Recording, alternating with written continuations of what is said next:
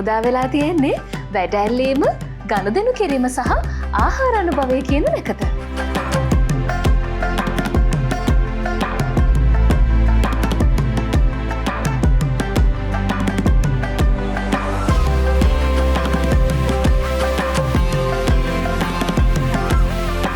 මේ අලුත් අවුරුද්දේ වැඩ අල්ලන නැකතට අපෙන් ඔයාලට පුංචි තෑග්ගක්.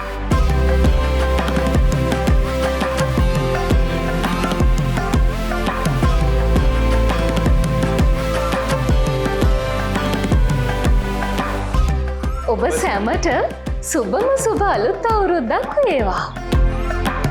වැඩ අල්ලන නැකතට ගනිමු සතර සුරතට.